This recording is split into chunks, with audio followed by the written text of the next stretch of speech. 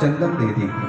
अब भगवान ने जिसको सुंदरी कहकर के संबोधित किया था, भगवान ने विचार किया कि इनको सुंदर रूप की प्राप्ति होनी चाहिए। एक बार भी चंदन कोई हमको समर्पित करता है, हमको सुगंधित करता है, तो उसके बदले में हम कई गुना इनको सुंदर बनाएंगे। ये सोच करके उसको अपने दोनों हाथों से कपोल को स्पर्श किया और दोनों पांवों से उनके पांवों को दबाया। कुब्जा थी उसको सीधे कर दिया। और जब सुंदर रूप हो गया तो उस कुब्जा ने विचार किया, जिसने हमको ये सुंदरता प्रदान की है, यह सौंदर्य उन्हीं को निछावर हो। कहा कि केशव, आप हमारे कुटिया में पधारे, आपकी मैं सेवा करना चाहती हूँ। भगवान समझ गए, लेकिन भगवान ने कहा कि देवी, राहगीरों के थकान को मिटाने के लिए आप जैसे कि लोगों की कुटिया ही तो काम आती है। मैं अवश्य आऊँगा, लेकिन पहले मामा जी का काम हम कर लें। बच्चे लोग रंगभूमि भी दिखाते हैं, लेकिन इसके पहले इस रजक का उद्धार, जो धोबी कपड़े लेकर के अन्य धोबियों के साथ में कंस के कपड़ों को धो करके आ रहे थे, उनको कन्हैया ने पूछा, भैया ये क्या लिए जा रहे हो, तुम कौन हो? उन्होंने कहा कि राजा के कपड़े हैं। तो कन्हैया ने देखा कि हमारे दोस्तों के पास में कोई कपड़े नहीं है, रंगमंच में बैठेंगे सब लोग अच्छे कपड़े पहन करके। तो उन्होंने कहा कि क्या हमको भी, हमारे पास कपड़े नहीं हैं और साथियों के पास में कुछ कपड़े हमको भी देंगे, राजा के कुछ कपड़े।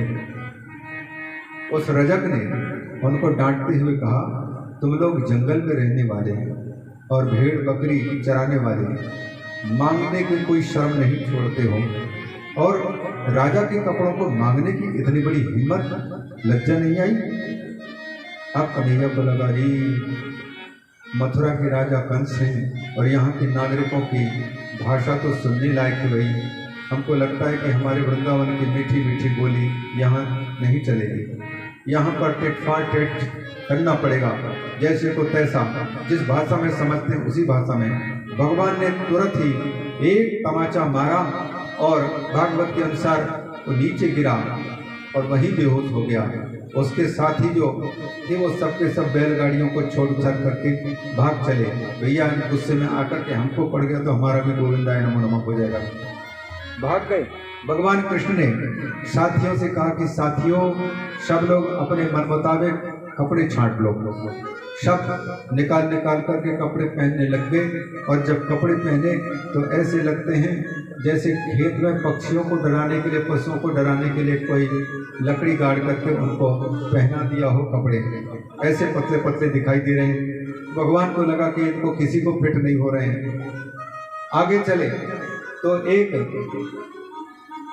दर्जी का दुकान पास में था, उसने देखा और सुना था कि इनके बचपन की करामात हैं, तो दूर से ही उन दलबल के साथ में आते को देखा तो आगे आकर के कहा, साहब हमारे दुकान को पवित्र कर दो, थोड़ी सी पग बदला दो वहाँ। भगवान उनके यहाँ पर गए और उन्होंने निवेदन किया, हम आपकी क्या सेवा करें? भगवान ने कहा कि तुम्हारे लायक सेवा अच्छा है कि कपड़े जो अनफिट हैं, बेफिट हैं, इनको ठीक करवा दो। तो उनको बना करके उन सबके लायक उचित कर दिया। वहाँ से भी उनको धन लक्ष्मी का आशीर्वाद दे करके और भक्ति का आशीर्वाद दे करके भगवान आगे बढ़े। तो एक मालाकार माला बना रहा था, उन्होंने भी उनको पास में बुलाया और भगवान को बिना कहे ही, ये माला आपको अच्छी जचेगी, ये माला इनको अच्छी जचेगी, कहकर के उनको माला पहना दी। भगवान बड़े खुश हुए, उनको भी धन दौलत की और भक्ति का आशीर्वाद दिया। और ऐसे करते करते आगे बढ़ रहे थे तो जहाँ पर धनुष रखा हुआ था उस जगह में पहुँचे। दोस्तों को पूछते पूछते मथुरा के उन्होंने दिखाया और भगवान ने धनुष के रक्षक लोगों से बातचीत की और बातचीत करने के बाद कहा कि इस रथ, इस धनुष को जिस उद्देश्य रखे हैं, क्या मैं इसको थोड़ा सा स्पर्श करके देख सकता हूँ, थोड़ा उठा करके देख सकता हूँ? तो धनुष के रक्षक लोगों ने कहा कि तुमको शर्म नहीं आती? ये मल्लों के लिए रखा हुआ है, तुम्हारे जैसे बच्चों के खेलने के लिए सामान नहीं है, और इसको उठाने की तुम्हारी हिम्मत नहीं हो सकती, तुम यहाँ आकर के क्या करोगे? भगवान को लगा कि यहाँ सबके सब बड़े भैया बड़े विपरीत ही बात करते हैं, भैया देखने में क्या हाल है। तो जबरदस्त बलदाऊ के साथ में थे, बलदाऊ को छोड़ करके वो सीधे धनुष तक चले गए और धनुष को फट से बाएं हाथ से उठा लिया और उसको दोनों भागों के बीच से तोड़ करके वहीं पर रख दिया। और जब इस प्रकार से देखा आरक्षियों ने तो चारों ओर से उनको घेर लिया। अब बलदाऊ को लगा कि मेरे छोटे भाई के ऊपर में विपत्ति आई, बचाना जरूरी है। तो दौड़ करके उन्होंने धनुष को उठा लिया और एक छोर को पकड़ा भगवान कृष्ण और एक को पकड़ा बलदाऊ और उन्हीं धनुष के टुकड़ों के द्वारा उन सारे आरक्षियों को मार दिया, खूना खच किया।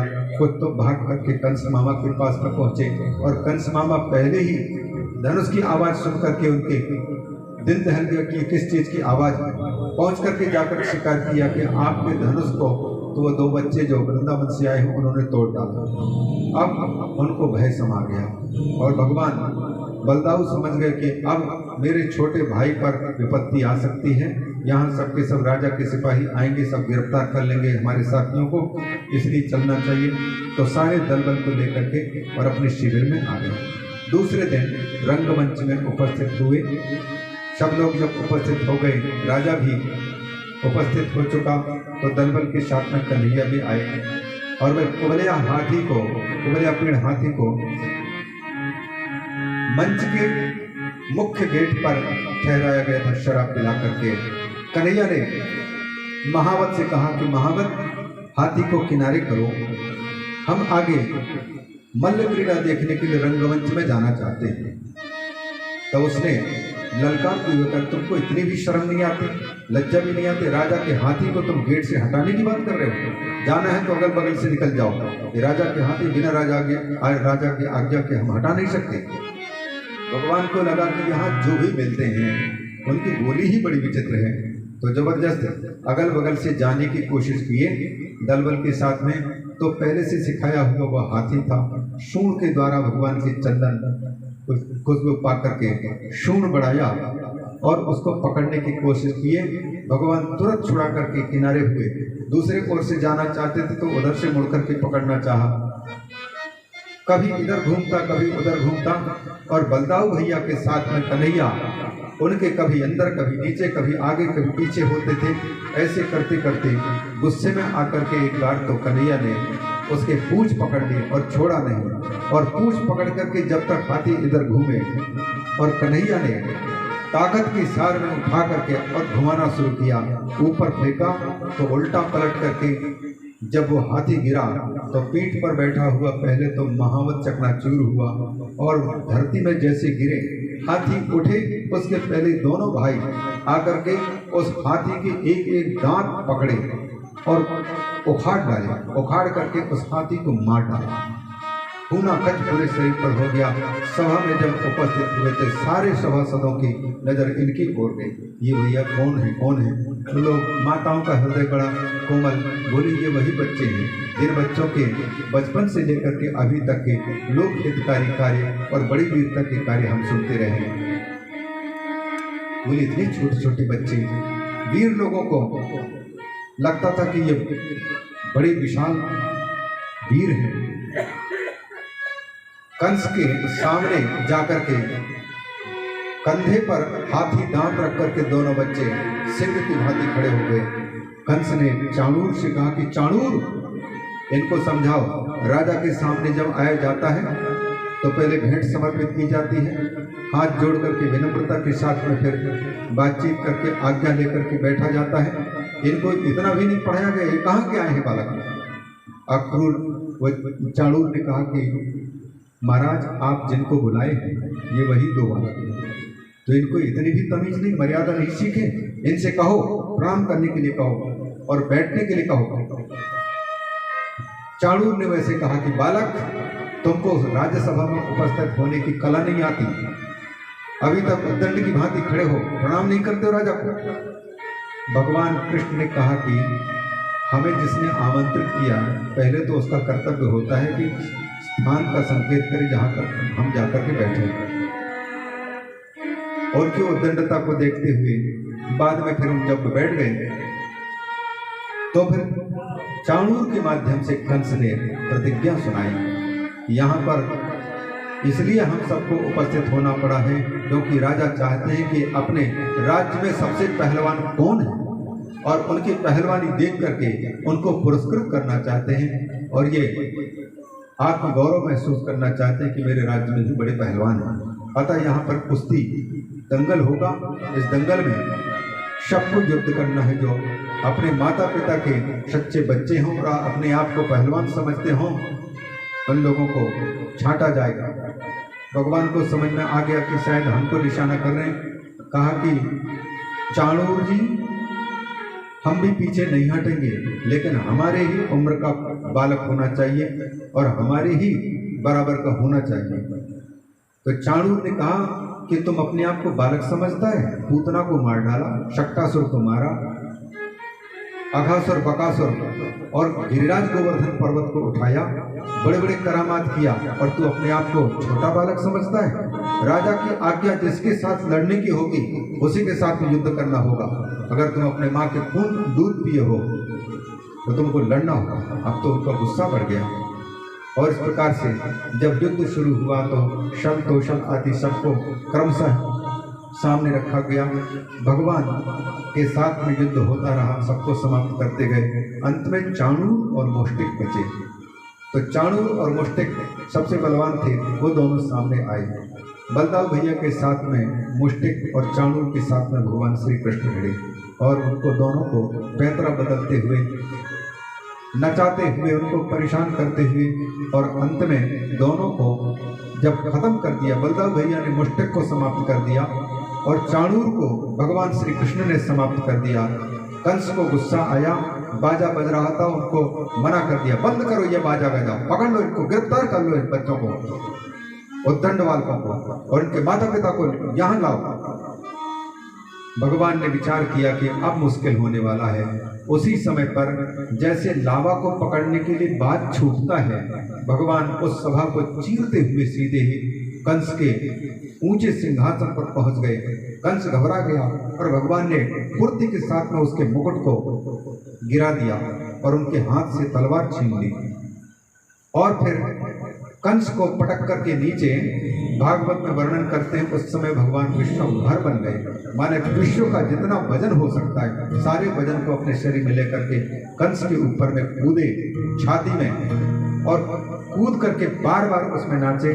उनके प्राण पखेरु उड़ गए, फिर भी कंस को घसीट घसीट करके सबके सामने उनको देख कर दिखा रहे थे और वहां पर सन्नाटा छा गया। कंस के 8 भाई थे, सबके सब एक बार आक्रमण कर दिए। बलदेव भैया और कृष्ण ने सबको समाप्त कर दिया।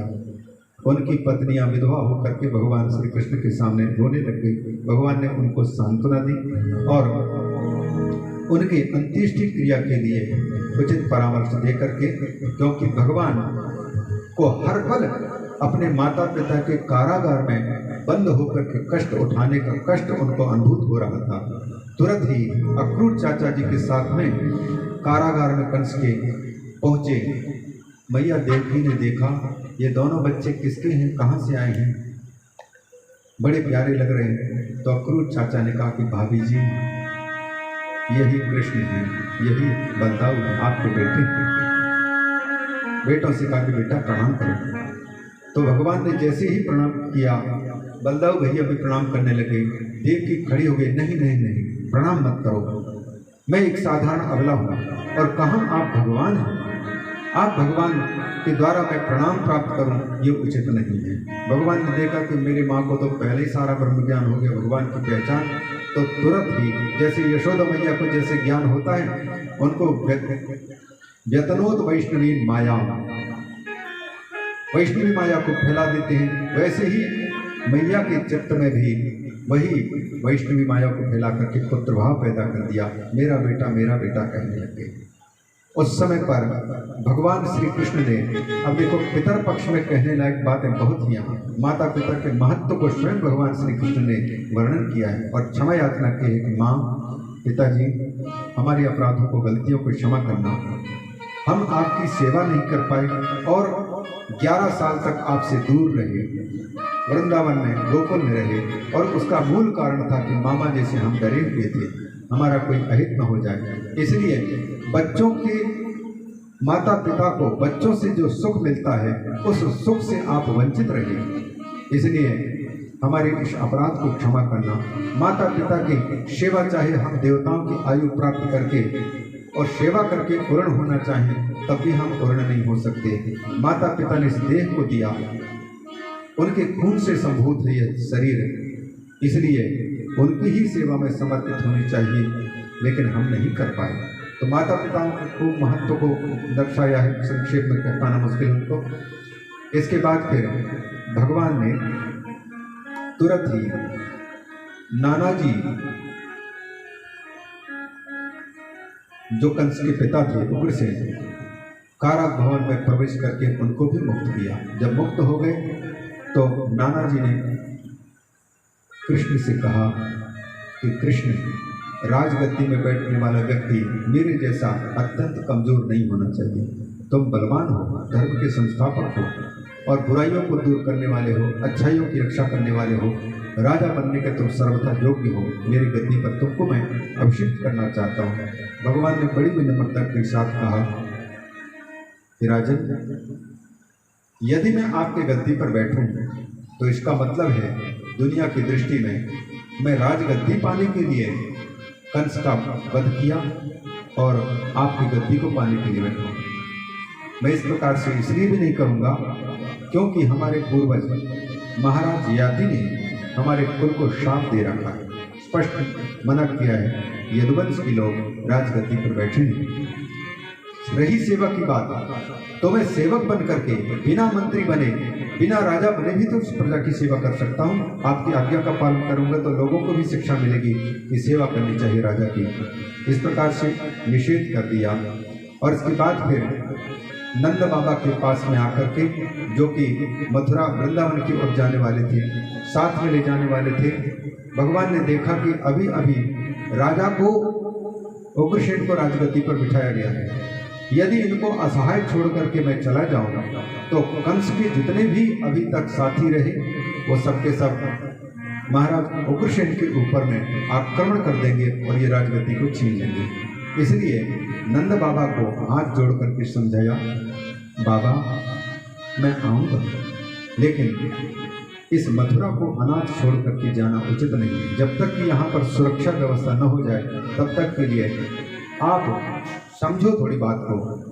माना कि यशोदा मैया मेरे बिना नहीं रह सकती, गोपियाँ नहीं रह सकती, लेकिन मैं केवल गोपियों के लिए ही नहीं, एक ही जगह के लिए नहीं, मुझे दुनिया में बहुत कुछ काम करना है।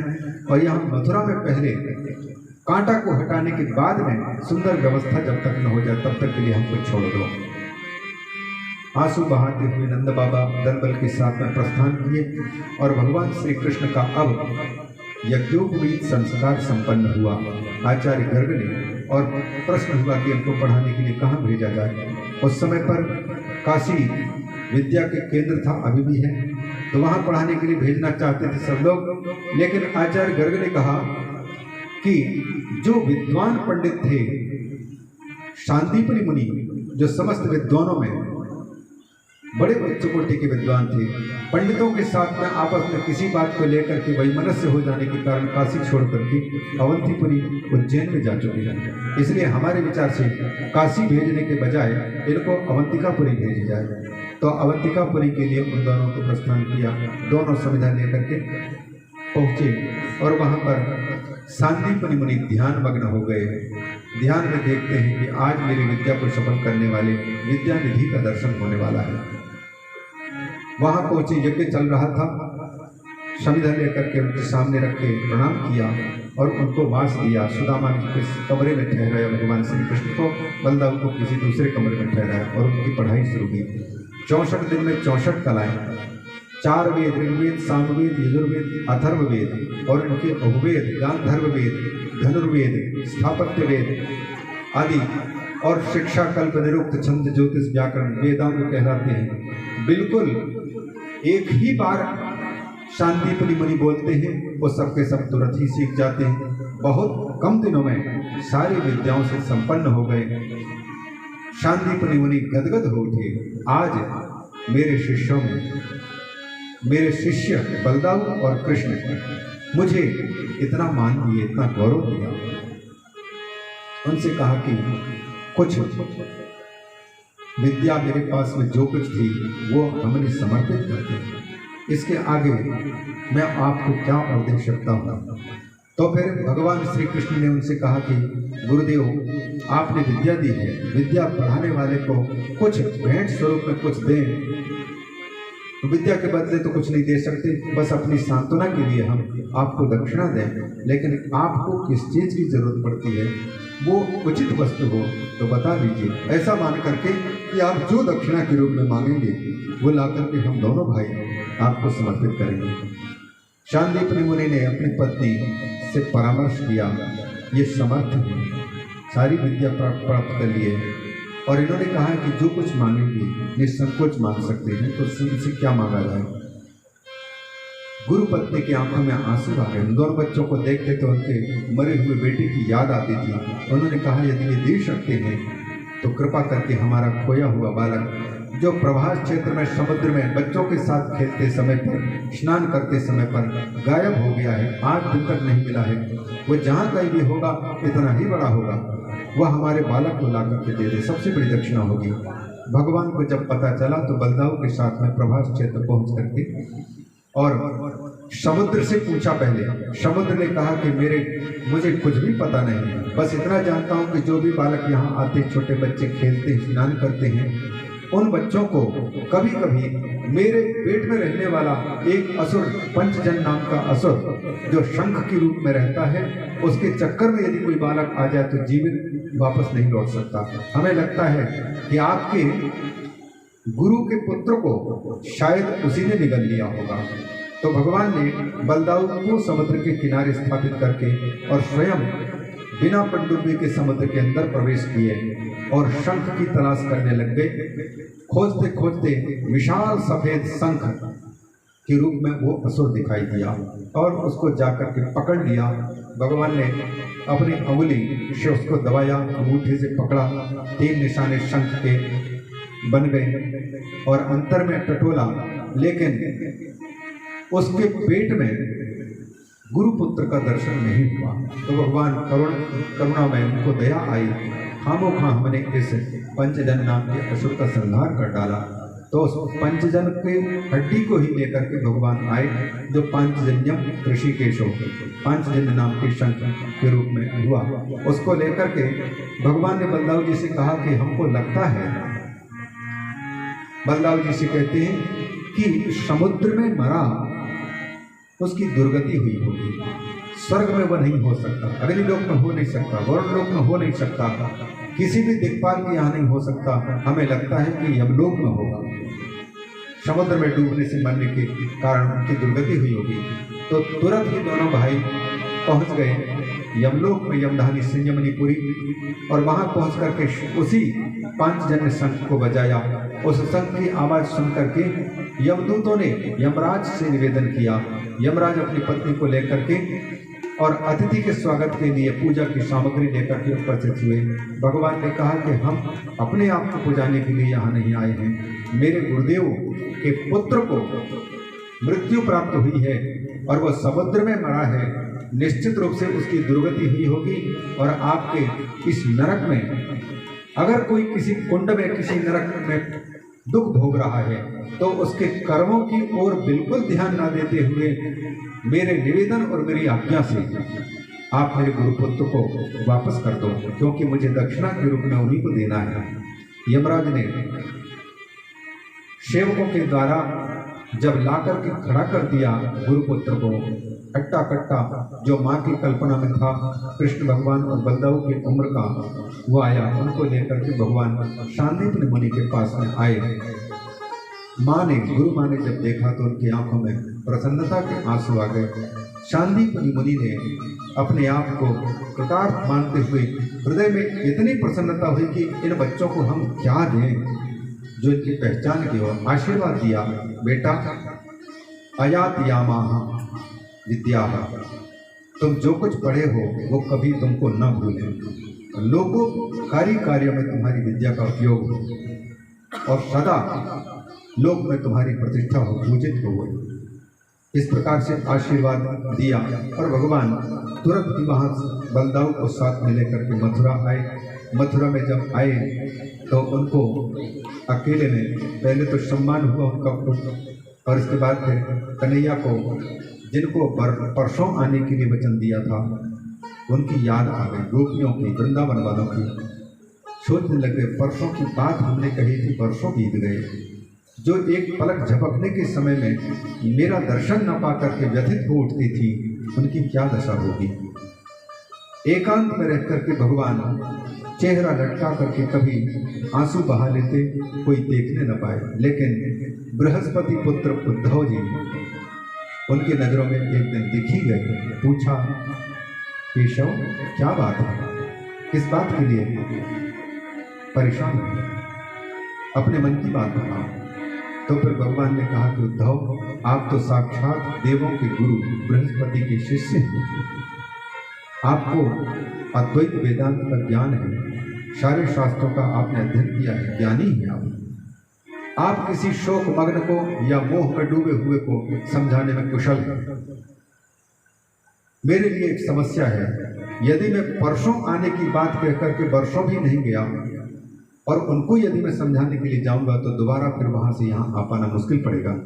आप तो ज्ञानी, जाओ ना, जाकर के गोपियों को इस प्रकार से समझाओ ताकि मेरे विरह में उनको दुख ना हो। असल में भगवान एक ही बाण से दो पक्षियों को निशाना लगा रहे हैं। एक तो बृहस्पति शिष्य उद्धव जी को इस बात का पता था कि मैं ज्ञानी हूँ, लेकिन ज्ञानी के पास में अगर भक्ति आ जाए तब तो अच्छी बात है, नहीं तो शुष्क ज्ञान होता है। भक्ति समुच्चय, भक्ति समन्वय, तो अकेला ज्ञान था और गोपियों के पास में केवल भक्ति अकेली है। और भगवान चाहते हैं कि उद्धव के पास में रहने वाला सारा ज्ञान भक्तिमतियों को मिल जाए और भक्तिमतियों के पास में जो भक्ति है वो ये शुष्क हृदय वाले उद्धव को मिल जाए। इसलिए उनके अभिमान को भी टूटने का अवसर आ जाएगा।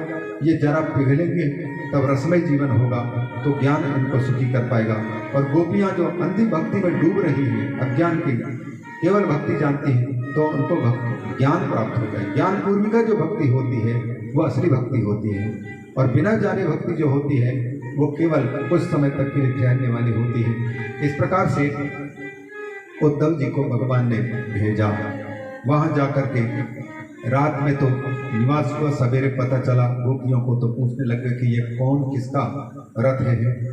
तो लोगों ने बताया उद्धव नाम का कोई व्यक्ति आया है मथुरा से। तो बोलने लग गए कि ये किस लिए आए होंगे। तब तक उद्धव जी यमुना जी में स्नान करके सामने आते दिखाई दिए। तो गोपियों ने देखा बिल्कुल भगवान श्री कृष्ण के रूप का ही, बस इतना था कि भगवान श्री कृष्ण में चंचलता थी और उद्धव जी को उसमें गंभीरता थी। देख करके उनको कृष्ण ही समझ करके प्रसन्न हो गई, लेकिन उनके चेहरे को देख करके, क्योंकि भगवान तो जब भी देखते थे मुस्कुराते हुए, बिना गोपियों को देखे तो रह नहीं सकते थे, और गोपियां भी उनके मुख को देख करके प्रसन्न होती थी। लेकिन इनके मर्यादित स्वभाव को देख करके उनको शंका होने लगी, ये कौन है। तो बोले ये जिनका रथ है यही वो उद्धव जी है। गोपियां कहने लग गई अब ये किस लिए वहां से यहाँ आए। एक तो वो आया था अक्रूर, जिसका नाम था अक्रूर, लेकिन वहां निकला क्रूर, और ये अब हमको क्या उनके बलि देने के लिए, ले जाने के लिए आए हैं। इस प्रकार से कई प्रकार की उलाहनाएं देने लग गई। और उद्धव जी के साथ में जो संवाद हुआ, उस संवाद में उद्धव जी को ये समझ में नहीं आ रहा था कि इनको कहाँ से शुरू करें ताकि समझ जाएं। व्यापक परमात्मा केवल मथुरा में ही नहीं है, वृंदावन में भी है, वो घरगढ़वासी हैं, सब जगह हैं, इनको कैसे बात समझ में आए। वेदांत की बात बताते रहे, देखो गोपियों, तुम जिसके लिए व्यथित हो रही हो वो कहीं दूर नहीं, उनके लिए कोई ऐसी जगह नहीं है जहाँ पर उनकी अनुपस्थिति हो। वो सब जगह में उपस्थित है, सब जगह में उपस्थित है, वो तुम्हारे हृदय में भी है, सब देश में है, घटघटवासी।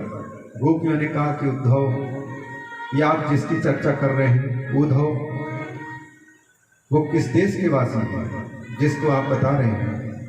बोले वो सब जगह में रहते हैं। फिर बोले कि तुम अपने थोड़ा सा एकाग्र चित्त को करो योग साधना करो और उसके बल पर चित्त एकाग्र करके पाओगे तुम्हारे हृदय कमल में। गोपियों के सामने उद्धव जी की कुछ नहीं चली। गोपियों की भक्ति में, भक्ति के रस में डूबे हुए को देख करके अंत में परिणाम ये निकलता है कि उद्धव जी का हृदय लबालब भक्ति से परिपूर्ण हो गया और उनको कृष्ण एकदम क्रूर व्यवहार करने वाले नजर आने लगे। देखो इनके चित्त में क्या बीत रहा है। ये तो सब कुछ पाई हुई है और जो ज्ञान हम देना चाहते हैं तो वो तो भक्ति के द्वारा सब कुछ हमको ही सुनाई जा रहा है। हार गए। अंत में गोपियों को वंदन किया, नमस्कार किया, भूमि को वंदन किया, वहां की मिट्टी को, वृक्ष लताओं को वंदन किया। धन्य है गोपियों, वंदन के पात्र हो। असल में तो सच्चे भगवान के नजदीक आप हैं। उद्धव जी ने उस भूमि को निवेदन किया, यदि मैं जन्म प्राप्त करूं तो यहीं कहीं लता बनकर के, वृक्ष बनकर के रहूं, ताकि इन गोपियों के पांव के लगने से उठने वाली जो धूल है मेरे शाखा में, मेरे पत्ती में, मेरे सिर पर पड़े और मैं पवित्र हो जाऊं। वंदे नंद ब्रज स्त्री नाम। वंदन किया और जब जाने को तैयार हो गए तो गोपियों ने, सब ने भेंट दे करके कहा कि ये भेंट ठाकुर को, कृष्ण को दे देना और उनसे ये नहीं कहना कि गोपियां बहुत दुखी हैं, उनसे यह कहना कि बहुत प्रसन्न है और आपकी प्रसन्नता के साथ वो जुड़ी हैं। गोपियां इसलिए ऐसा कहती हैं क्योंकि वो अपने प्रियतम श्री कृष्ण को उनके विरह में होने वाले दुख से बचाना चाहती हैं। सच्चा प्रेम वो है, हम चाहे जैसे रहें रह लेंगे, लेकिन हमारे दुख का पता पा करके हमारा प्रियतम दुखी हो तो हमारे प्रेम का रूप ही नष्ट हो जाता है। ऐसा निवेदन करके उनको दिया और वह गए और भगवान श्री कृष्ण के पास में जाकर के उद्धव जी ने अपना चेहरा दिखाया।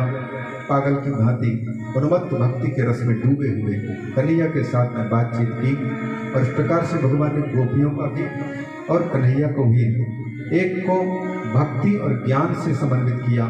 गोपियों को भक्ति के साथ साथ में ज्ञान प्रदान करवाया और उद्धव को ज्ञान के साथ साथ में भक्ति को भी साथ में किया। इस लीला के बाद में भगवान श्री कृष्ण ने अक्रूर चाचा के यहाँ और त्रिवक्रा शैलेंद्री के पास में जाकर के दोनों का मान किया। सुखदेव जी तो शैलेंद्री को, त्रिवक्रा को डांटते हुए कहते हैं कि इसको शर्म तक नहीं आई। जिन भगवान को पाने के लिए बड़े बड़े योगी कई जन्मों तक साधना करते हैं तब जाकर के उनको पाते हैं, उनकी सन्निधि पाते हैं, मुक्ति पाते हैं। उन्हीं भगवान से इन्होंने अंग संग का सुख पाया, उनको अपने कुटिया में ठहरा करके और उनके साथ में ये शारीरिक सुख की याचना की। कितनी अब्दुलभगा की ये। अक्रूर चाचा के यहाँ जब भगवान जब पहुँचे तो फिर अक्रूर को बड़ी प्रसन्नता हुई, उन्होंने स्तुति की। भगवान ने उनसे कहा कि चाचा जी आप हमारा एक काम कर दीजिए। हमने सुना है कि हमारे बुआ के लड़के पांचों पांडवों को धृतराष्ट्र के पुत्र दुर्योधन जीना हराम कर रखा है, लेकिन प्रत्यक्ष जब तक हम ना देख लें या हमारा कोई व्यक्ति ना देख ले तब तक उनके बीच में समझौता करना है कि किसको क्या समझाना है ये हमको मालूम नहीं पड़ पाएगा। इसलिए आप हस्तिनापुर चले जाओ और वहाँ की जो घटना है, मामा के लड़के बुआ के लड़कों को किस प्रकार से वो रखते हैं, बुआ कैसे हैं, उन सबको देख करके आना। इसके बाद फिर उन दोनों में समझौता करने का कदम उठाया जाएगा। अक्रूर चाचा हस्तिनापुर दिल्ली गए, कुछ दिनों तक रहे, वहाँ देखा धृतराष्ट्र का पक्षपात और दुर्योधन के अन्याय अत्याचार। कुंती माँ तो आंखों में से आंसू भर करके रोते रोते कही, बोले कि हमको कोई देखने वाला कोई है नहीं, हमारे बच्चे परेशान हैं, हम कैसे इनका पालन पोषण करें। हमारे भाई का बेटा वो आज त्रिलोकी में पूजा जा रहा है सब जगह, लेकिन वो ही हमारे खबर नहीं लेते, क्या करके रोने लगे। अक्रूर चाचा ने, विदुर जी ने, भीष्म जी ने उनको समझाया और वहाँ की सारी घटना को देख करके अक्रूर जी जाते समय धृतराष्ट्र से कहा कि राजन आप राजगद्दी पर बैठे, सारी प्रजा का पुत्रवत पालन करना चाहिए। और आपके पांचों पांडव या आपके छोटे भाई के बेटे, जब तक वो पांडु जीते रहे तब तक उसके साथ में आपने बुरा बर्ताव किया, सच्चा बर्ताव नहीं किया। और उनके जाने के बाद में उनके बेटों के साथ में आप निर्णय नहीं कर पा रहे हैं, तो आप मृत पांडु के साथ में भी दुश्मनी नहीं छोड़े। आपकी इस लोक में कीर्ति नष्ट हो जाएगी, स्वर्ग आपका बिगड़ जाएगा। आप चाहते हैं कि आपकी सदगति हो, तो अभी भी मौका है। पांडु के बेटों के साथ में इस प्रकार के दुर्व्यवहार को रोकिए। धृतराष्ट्र ने कहा, विदुर जी, अक्रूर जी, आप जो कुछ कह रहे हैं मुझे बहुत अच्छी लग रही है सब बातें, लेकिन पता नहीं अंतर में कौन बैठा है जो मैं जानता हूं कि धर्म क्या है, अधर्म क्या है, लेकिन धर्म को मैं अपना नहीं पा रहा हूं और अधर्म से छुटकारा नहीं पा रहा हूं। मुझे लगता है वही जो दुर्योधन कहता है, जानामि धर्मम न च मे प्रवृत्ति, न जानामि अधर्मम न च मे निवृत्ति, केनापि देवेन हृदय स्थितेन यथा नियुक्तोस्मि तथा करोमि। कोई देव है अंदर में जो हमको जैसा चाहे वैसा नचा रहा है। मैं धर्म को जानता हूँ लेकिन धर्म के रास्ते पर नहीं चल पा रहा हूँ, अधर्म को जानता हूँ लेकिन अधर्म से अपने आप को बचा नहीं पा रहा हूँ। लगता है ये कृष्ण सब कुछ करा देंगे, लगता है। ऐसा कह करके ये अंतिम श्लोक का भाव था। ये श्रीमद् भागवत के दशम स्कंद के दो भाग हैं, एक पूर्वार्ध एक उत्तरार्ध। पूर्वार्ध के 49वें अध्याय का आखिरी भाव था और उत्तरार्ध के ये 4 अध्यायों में से पहले जो हमने शुरुआत में बात कही कि कंस के मारे जाने पर जरासंध की 2 बिटियां जो कंस की पत्नी थी, अस्ति और प्राप्ति, अपने पिता के पास में जाकर के निवेदन की कि हम विधवा हो गए हैं, हम कहाँ जाएं। दुखित होकर के रोने लग गई। तो जरासंध को गुस्सा आया, उन्होंने 17 बार आक्रमण किया है और उन 17 बार के आक्रमण में भगवान परास्त करते रहे। और 18वीं बार जब आक्रमण किया सेना लेकर के, 23 अक्षौणी सेना लेकर के, उस समय पर भगवान ने उनको यह सिखाने के लिए और दुनिया के लोगों को भी यह सिखाने के लिए कि तुम जिसको 17 बार हराने की कोशिश करने के बाद भी नहीं हरा सके, वह हार नहीं सकता। पहले मेरे किसी भक्त को हरा करके दिखा दो, मेरे आश्रित को हरा करके दिखा दो। तो भीम के लिए उनको छोड़ दिया। छोड़ते हुए जिस समय पर 18वीं बार आक्रमण हो रहा था, उसी समय पर नारद जी से बलवान वीर की पता लगा करके और 3 करोड़ मुस्लिमों की सेना लेकर के काल यमन आ रहा था, उसका पता लगा भगवान श्री कृष्ण को। तो बलदाव भैया से कहा, भैया अब तो दोनों ओर से मुसीबत होगी। एक और जरासंध 23 अक्षौणी सेना लेकर के आने वाला है और एक और 3 करोड़ म्लेच्छों की सेना लेकर के काल यमन आ रहा है। ऐसे में हम अपनी प्रजा को कैसे बचा पाएंगे? इसलिए प्रजा की सुरक्षा की दृष्टि से इनको सुरक्षित जगह पर पहुंचा देना चाहिए। तुरंत विश्वकर्मा को आमंत्रित किया और उनको कहा कि रातों रात जितना जल्दी बन सके सुरक्षित स्थान तैयार करें। और उसने सुंदर दुर्ग समुद्र के अंदर, जहां पर मनुष्य भी प्रवेश नहीं कर सकता, सुरक्षित बना दिया। 16,000 भवन तो केवल पटरानियों के उद्देश्य से वहां तैयार हैं, पहले से ही तैयार हैं, क्योंकि कितने होंगे। और 9 लाख भवनों की चर्चा श्रीमद् भागवत करता है, सोने के बने हुए द्वारिका में। अब उनका किस प्रकार से था वो तो अलग होता है। और रातों रात भगवान श्री कृष्ण ने योग बल से मथुरा की और वृंदावन की प्रजा को रातों रात पहुंचा दिया वहां। और यहाँ पर सैनिक शासन की, राष्ट्रपति शासन की भांति केवल सैनिक और बलदाव भैया और कृष्ण रहे। अब जब काल यमन आ रहा था तो बलदाव भैया को कहा कि आप दुर्ग की रक्षा करना, सेना के साथ में रहना और मैं काल यमन से निपटता हूँ। भगवान बिना कुछ सेना लिए, बिना कुछ जूते चप्पल पहने मथुरा से बाहर आ रहे थे। उसी समय पर 3 करोड़ सेना म्लेच्छों के लेकर के काल यमन दिख गए। तो भगवान पहली बात जो रणवीर हैं वो रणछोड़ की नीति चल करके और भागने लगे। और भगवान नारद ने जैसा पहचान बताया था कि कालो श्यामला सांवला काला काला शरीर वाला होगा, घुंघराले बालों वाला होगा, चंचल स्वभाव वाला होगा। उनके चटक मटक को देख करके कालियवन को लगा यही हो सकता है, लेकिन ये पैदल भाग रहा है और कुछ भी नहीं रखा है साथ में।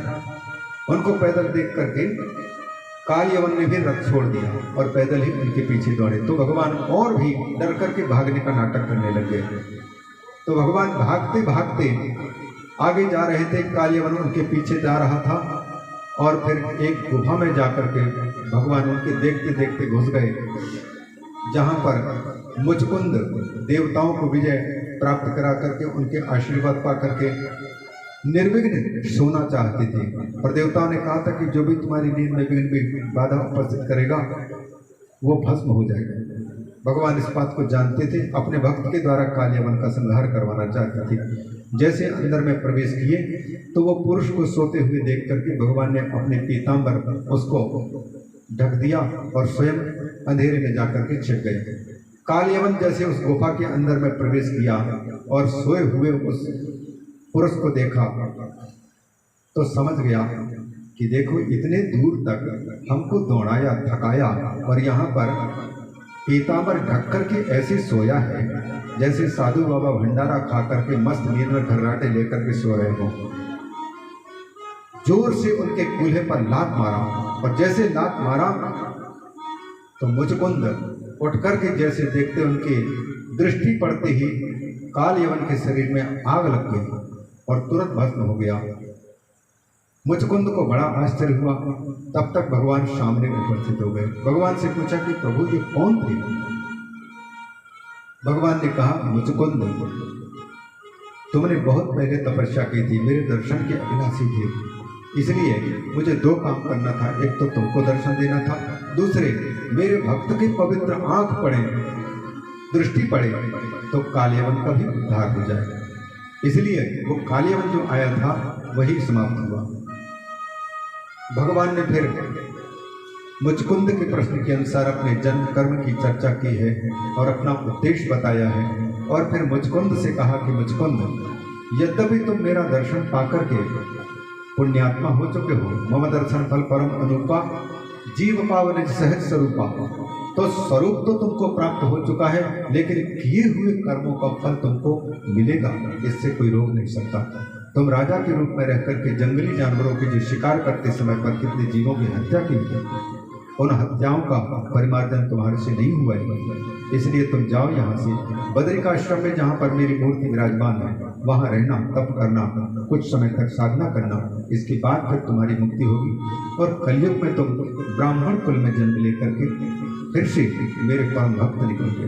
गुजरात के लोग कहते हैं नरसी मेहता मुचकुंद ही वही है करके, क्योंकि स्पष्ट यहाँ लिखा है कि बाद में ब्राह्मण के शरीर पा करके तुम और मेरे भक्त बन करके मुक्त होगे। तो इस प्रकार से उनको वहाँ भेजा और गुफा से बाहर आकर के देखते हैं कि मथुरा को कालियवन की 3 करोड़ सेना घेर रखी है। उनके साथ में भगवान टकराए, उनको परास्त किया और उनके साथ में आए हुए सारी संपदा लेकर के भगवान बलदाऊ के साथ में जैसे ही जाने को तैयार हुए, तब तक मथुरा को चारों ओर से घेर लिया जरासंध ने। तो जरासंध को देख करके सारी सामग्री धन संपत्ति वहीं छोड़े और बलदाऊ भैया को साथ में लेकर के भगोड़े का लीला करते हुए भगवान बलदाऊ के साथ में दौड़ पड़े और उनके पीछे पीछे सेना समेत जरासंध पीछे लग गए। प्रवर्षणगिरी में जाकर के भगवान छिप गए। जब सेना के समेत पहुंच करके जरासंध ने चारों ओर से खोजबीन की, जब दोनों बालकों का मिलना संभव नहीं हुआ तो सैनिकों से कहा कि चारों ओर से आग लगा दो ताकि इसी अग्नि में वो भस्म हो जाए। लगाया जब आग, पूरब की ओर तलाश कर रहे थे वो लोग, आगे लगे। 11 योजन ऊंचा 44 कोस ऊंचे पहाड़ से भगवान श्री कृष्ण और बलदाऊ भैया ने छलांग मारा पश्चिम की ओर और पीछे मुड़ के नहीं देगा। भागते भागते सीधे मथुरा वो द्वारिका में पहुंच गए। द्वारिका में पहुंच करके भगवान बलदाऊ का पहले रुक्मिणी के साथ विवाह हो, रेवती के साथ विवाह संपन्न हुआ और इसी प्रसंगवशात फिर शुभदेव जी ने ये कहा कि राजन, तुम्हारे जो पितामही थे भगवान का रुक्मिणी के साथ बोले कृष्ण का विवाह रुक्मिणी के साथ में हुआ, जो कि कुंडिनपुर नरेश भीष्म विदर्भ देश के राजा, कुंडिनपुर जिनकी राजधानी थी, वहां के राजा थे महाराज भीष्मक, जिनके 5 पुत्र थे और 5 पुत्रों के नाम के साथ में सोना का अर्थ देने वाले रुक्म शब्द जुड़ा हुआ है। और उनकी बहन का नाम रुक्मिणी, एक ही बहन थी। जब वो बड़ी हुई तब अपने बहन का विवाह अपने ही समान वाले राजकुमार के साथ करवाने के उद्देश्य से 5 भाइयों ने माता पिता की इच्छा के विपरीत शिशुपाल के साथ में शादी करने का निर्णय लिया। चेदी देश के राजा दमघोष का बेटा, क्योंकि वह गोरा भी है, धन दौलत से संपन्न भी है, अतः राजाओं का संबंध राजाओं के साथ होना चाहिए। लेकिन रुक्मिणी अभी तक भगवान श्री कृष्ण के अच्छाइयों को केवल सुनी थी, देखी नहीं थी। गुणों को सुना, उनके रूप के बारे में सुना, उनका हृदय घबराने लग गया। मैं जिनको नहीं चाहती हूँ उनको मेरे भाई जबरदस्ती दे देंगे क्या? आखिर में कात्यायनी माता की पूजा करने वाले पंडित जी एक थे, उनसे जाकर के निवेदन किया। राजकुमारी ने कहा कि पंडित जी, आप हमारा एक काम कर दो, माँ को हमारी प्रार्थना सुना दो। मेरे मन में जो द्वारिकाधीश बसे हुए हैं, मेरा विवाह उन्हीं के साथ में हो, शिशुपाल के साथ में मेरा विवाह न होने पाए। माँ से हमारी प्रार्थना सुना दो। पंडित जी ने प्रार्थना की और इसके बाद फिर जब विश्वसनीय लगने लग गया, फिर भी उनको लगता था कि कुछ हो न जाए, तो विचार करने लगे रुक्मिणी कि मेरे भैया चाहते हैं, उनके देखा देखी, उनके कहने पर पिताजी भी माताजी भी, लेकिन मेरा मन नहीं है। तो उन्होंने माँ से स्वयं पुकार करते हुए एक पत्र लिखा और सोचा कि इन पंडित जी को, जो कि विश्वसनीय है, इन्हीं के हाथ में देकर के द्वारिकाधीश के पास पहुंचे। पत्र लिखा और फिर उसी समय पर पूर्व वार्ता के अनुसार चेदी देश के राजा दमघोष के बेटा शिशुपाल की बारात भी आई और उनके साथ में उनके पक्ष के राजा लोग आए, ठहरे हुए थे। और इधर में पत्र लेकर के पंडित जी गए द्वारिका, और द्वारिका में भगवान श्री कृष्ण ने उनका सम्मान किया, गोदान किया अतिथि के पूजा के लिए। और इसके बाद फिर उनसे पूछताछ की तो पंडित जी ने पत्र निकाल करके 7 श्लोकों वाला दिखाया। बोले कि इसमें क्या लिखा है? तो पंडित जी ने पूरा तात्पर्य सुना दिया, जिसका मैं पहले श्लोक का वर्णन करके करूँगा, क्योंकि 7:40 हो चुके हैं। ये विवाह जल्दी संपन्न करा दें। 7 श्लोक ये प्रेम पत्र है। आज के शब्दावली में लव लेटर है, और लव लेटर किसी के पढ़ना अच्छा नहीं होता है, लेकिन पंडित जी ने भगवान श्री कृष्ण के कथन के अनुसार जो पत्र में दिखा है उनकी व्याख्या भी की है। तो पंडित जी जैसे व्याख्या करते हैं वैसे व्याख्या तो करने के लिए हमारे पास में उतना समय नहीं है, बस पहले श्लोक ही पर्याप्त है। पत्र में कितना सुंदर संबोधन लिखती हैं, और जो उन्होंने समझ करके उनको पति के रूप में वर्ण करने का निश्चय किया है, उन अच्छाइयों को प्रकट करती हैं। रुक्मिणी कहती हैं, श्रुत्वा गुणान् भुवन सुंदर शृण्वतां ते निर्विश्य कर्ण विवरैर्हरतोऽङ्गतापम् रूपं दृशां दृशिमतामखिलार्थलाभम् त्वय्यच्युता विशति चित्तमपत्रपं मे। हे भुवन सुंदर, त्रिभुवन सुंदर, श्याम सुंदर, मैंने जब से संतों के मुख से आपके गुणों के बारे में इन कानों से सुना है, आपके गुणों को सुना है, जो कि गुण इन कानों के माध्यम से अंदर में प्रवेश कर जाएं तो फिर अंदर की सारी बुराइयों को दूर कर देते हैं। उन अच्छाइयों के बारे में जब से मैंने सुना है, और जब से संतों के मुख से आपके सौंदर्य का वर्णन सुना है, तब से ये आंखें आपको देखने के लिए लालायित हैं। जिन आंखों को आपका दर्शन प्राप्त हो जाने के बाद में आंखों का होना सार्थक हो जाए, और इन कानों ने सुना है कि ये कान भी सार्थक हो जाए। इतना जान करके मेरा यह चित्र बिल्कुल निर्लज्ज होकर के केवल आपको ही समर्पित हो चुका है। आपके अतिरिक्त मैं यदि किसी को पति के रूप में वर्ण करूंगी तो केवल आप ही हो सकते हैं। आपके अतिरिक्त यदि किसी अन्य को मुझे दिया गया तो मैं या तो जीवन समाप्त कर लूंगी और दोबारा जन्म लेकर के तपस्या करके आपको ही पति के रूप में पाना चाहूंगी। लेकिन मुझे मेरे भाई मेरे मन की इच्छा के विपरीत जो कर रहे हैं, कृपा करके इससे हमें बचाइए। यदि आप सचमुच मेरे की पूजा तपस्या आदि से प्रसन्न हैं तो अवश्य आए।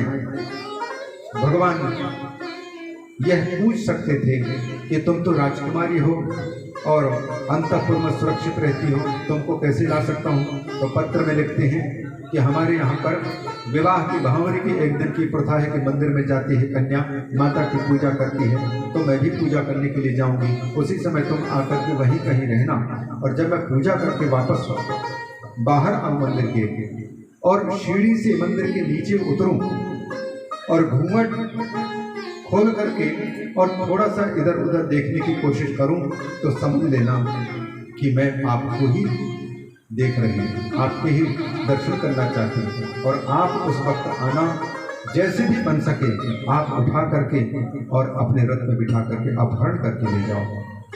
मैं चाहता हूँ कि सिंह के भाग को कोई लोमड़ी न ले जाने पाए, अतः मेरी रक्षा करो, मुझे अपना लो। ये पत्र में शांत श्लोकों में बहुत अच्छी बातें लिख करके भेजा। पंडित जी के मुख से जब ये सारी बातें सुन ली भगवान, तो उन्होंने विलंब नहीं किया, साथ ही दारुक को आदेश किया कि मेरा रथ तुरंत सामने रखो। रातों रात भगवान पंडित जी को लेकर के और विदर्भ देश की राजधानी कुंडनपुर में पहुंच गए। और जब वहां भगवान श्री कृष्ण के आने पर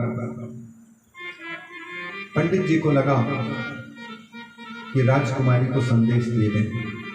राजकुमारी के पास में मुस्कान भरे चेहरा लेकर के जैसे ही पंडित जी पहुंचे, पुजारी उनके मुस्कान को देखे और उसके पहले ही रुक्मिणी के बाएं अंग फड़क रहे हैं, बाएं आंखें फड़क रही हैं, तो शुभ सूचक है। माताओं को बायां अंग फड़कना शुभ होता है। उनको लगा कि कुछ काम बना होगा जरूर, और पंडित जी के चेहरे को मुस्कान भरे चेहरे में देखा तो समझ गई जरूर मेरा काम बना कर क्या है। आकर के पंडित जी ने कहा, राजकुमारी जी, जिनको आपने पत्र भेजा था वो स्वयं आ चुके हैं।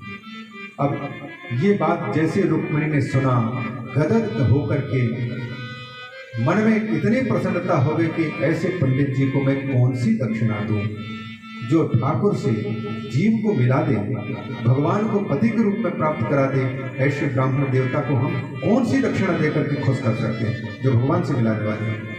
इसलिए भागवत में लिखते हैं, केवल कृपया ननाम, केवल करुणावशात रुक्मिणी ने ब्राह्मण देवता को वंदन किया, प्रणाम किया और हृदय से साक्षात लक्ष्मी के अवतार रुक्मिणी ने यह संकल्प किया कि इनके वंश परंपरा में जो मेरी पूजा मुझे भगवान से मिलाने वाले हैं, इनके यहाँ मैं कभी स्थान नहीं छोड़ूंगी। इनके घर परिवार में सुख संपत्ति, धन संपत्ति से भरपूर। ये कथा संदेश देती है, ब्राह्मण यदि भगवान के सच्चे पुजारी हैं और लोगों को भगवान से जोड़ते हैं तो भगवान उनके यहाँ पर किसी भी वस्तु की कमी नहीं रखते हैं और उनको कभी भी असंतुष्ट नहीं होने देते हैं। ये कथा बताती है और सचमुच पूर्व योजना के अनुसार पूजा संपन्न हुई और पूजा संपन्न होते ही रुक्मिणी जैसे ही मंदिर से बाहर आ रहे थे, मंदिर में पुजारी ये ब्राह्मणियां पूजा कराई और उनके मन के अनुकूल वरदान मांगने के लिए कहा। पर रुक्मिणी ने भगवान से प्रार्थना, माता से प्रार्थना करते समय नमस्ये त्वाम्बिके भीक्षण स्वसंतान युताम शिवा, माँ आप अपने पुत्र भगवान गणेश को गोद में लिए हुए और एक तरफ अपने कार्तिकेय बेटे को लिए हुए।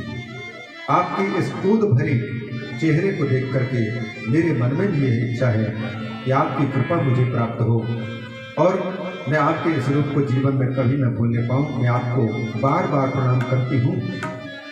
आप मुझ पर ऐसी कृपा कर दीजिए माँ, जो मेरे मन में बसे हुए द्वारिकाधीश कृष्ण मुझे पति के रूप में मिल जाए, ये मैं अनुमोदन कर दीजिए। भूयात् पतिर में भगवान कृष्ण तदनुमोदता।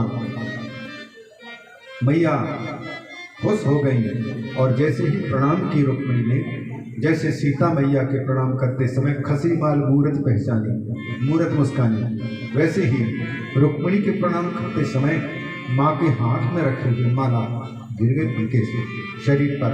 रुक्मिणी गदगद हो गई और फिर ब्राह्मणियों के साथ में जैसे ही सीढ़ी से बाहर आ रहे थे, भगवान कृष्ण वहीं पास में छिपे पड़े हुए थे, रथ को कहीं दूर रखे थे। और इधर में बलदाऊ भैया को भी जब पता चला था कि विवाह में बिना आमंत्रण के गया है और नटखट है, विवाह में कहीं कुछ हो गया तो अकेले को पता नहीं कौन सताएगा, इसलिए सेना के साथ में बलदाऊ भैया भी आ चुके थे। योजना के अनुसार रुक्मिणी जैसे निकल रही थी, उनको देखने में सब लोग लगे हुए थे चेहरे को, और उसी समय पर रुक्मिणी ने घूंघट खोल करके देखने की कोशिश की इधर उधर, और भगवान समझ गए कि हमें ही हो, हमारी तलाश में है। भीड़ को चीर करके और सीधे पहुंच गई और रुक्मिणी को जैसे फूल को उठा ले हो, उठा करके इतने रफ्तार से भागे, आकर के भगवान श्री कृष्ण ने अपने रथ में बिठा लिया। सब लोग देखते रह गए कि राजकुमारी जी कहाँ हैं। लोग बोलने लगे राजकुमारी जी को ले गए। बोले कौन ले गया? वो ले गए जिसका वो है, जिसकी वो है ले गए। अब तो सेना को गुस्सा आया और सेनाधिपतियों को भी जब पता चला तो सबके सब भगवान श्री कृष्ण पर सेना समेत आक्रमण करने के लिए दौड़ पड़े। रुक्मिणी के बड़े भाई रुक्मिणी को जब पता चला तो उन्होंने अपना अपमान मान करके ये संकल्प किया कि हमारे बहन का और हमारा अपमान करने वाले इस ग्वालिया को यदि मैं मार नहीं पाया और मेरी बहन को वापस नहीं लौटा पाया तो मैं कुंडनपुर पर मुख नहीं दिखाऊंगा। बहुत बड़ी सेना लेकर के आक्रमण कर दिया। घमासान युद्ध हुआ। एक और बलदाऊ भैया सेना के साथ में और एक और भगवान श्री कृष्ण को जब गुस्सा आया, बाण पर बाण चला रहा था रुक्मिणी, तो उनको मारने के उद्देश्य से निशाना गुस्सा में आए। रुक्मिणी ने पांव पकड़ लिया, मेरे भैया को बचा दो, जीवन दान दे दो। तो भगवान उनको बचा दिए, लेकिन उनको अपमानित करने के लिए तुरंत कूद करके छुरा लेकर के उनको भद्र ना करके अभद्र कर दिया। बलदाऊ भैया ने आकर के कृष्ण से कहा कि बहनोई साहब को आपने ऐसा क्रूप कर दिया, ऐसा नहीं करना चाहिए। और रुक्मिणी को समझाते हुए कहते हैं कि देवी क्षत्रियों में क्या करें, ऐसे आपस में लड़ाई झगड़ा होते रहते हैं, इसलिए इसको बुरा न मानो। दोनों को समझौता किए और फिर बलदाऊ की सेना के समेत भगवान श्री कृष्ण भी द्वारिका में आए। और द्वारिका में फिर जो विवाह संपन्न हुआ है, रुक्मिणी की इच्छा के अनुरूप वहाँ तो कोई उनके साथी नहीं है, बस जो द्वारिका में जो देवियाँ मिल रही हैं उन्हीं को सखी मान करके और उनसे जो प्रार्थना करते हैं कि आओ मुझे आज श्याम सुंदर की पत्नी बना दो, उनकी वधू बना दो, उनकी जीवन संगिनी बना दो, और मेरे पति मेरे अनुकूल मेरी सेवा से प्रसन्न हो सके, ऐसा हमारे लिए आशीष प्रदान करो। आओ मेरी सखियों मुझे मेहंदी लगा दो, मेहंदी लगा दो, मुझे ऐसी सजा दो, मुझे श्याम सुंदर की दुल्हन बना दो, मुझे श्याम सुंदर की दुल्हन बना दो। आओ मेरी सखियों मुझे मेहंदी लगा दो, मेहंदी लगा दो, मुझे ऐसी सजा दो, मुझे श्याम सुंदर की दुल्हन